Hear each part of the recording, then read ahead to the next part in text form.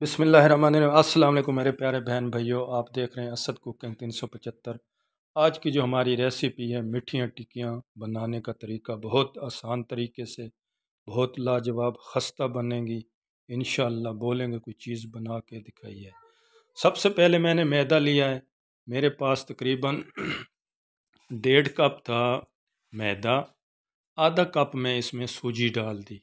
उसके बाद मैं तकरीबन 1 कप इसमें पीसी हुई शुगर डाल दूंगा। ये मेरे पास घी है, इसको मैं गरम कर लिया था, ये डाल देंगे।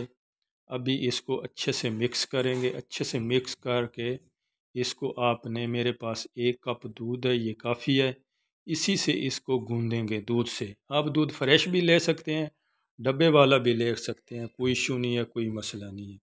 आटा आपने गूंद के तकरीबन 20-25 मिनट आधा घंटा इसको रेस्ट ज़रूर आपने देना है। देख सकते हैं मैंने इसको तकरीबन आधा घंटा रेस्ट दिया था। आधे घंटे बाद अभी इसकी टिक्कियाँ बनाएंगे। थोड़ा सा खुश्का डालेंगे, मैदा डालेंगे। उसके बाद एक रोटी सी बना गए, जैसे आप रोटी बनाते हैं ना, इसका पेड़ा बना के इसकी रोटी बना देंगे। देख सकते हैं इसी तरह आपने फैला लेना है।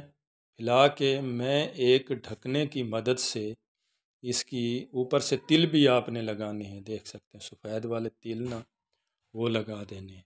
बहुत अच्छी सी लुक आती है, शेप आती है, देख सकते हैं। उसके बाद कोई भी चीज़ ले लें, ढकना ले लें, किसी चीज़ से भी आप देख सकते हैं। मेरे पास ये आम घर में जो ढकना होता है उसी से मैं इसको टिक्कियाँ बना रहा हूँ, देख सकते हैं। इसको अभी फ्राई करेंगे, इसको डीप फ्राई करना पड़ता है, ठीक है। मैं इसको फ्राई पैन में, देख सकते हैं बहुत अच्छे से मज़ेदार टिक्कियाँ तैयार हो चुकी हैं।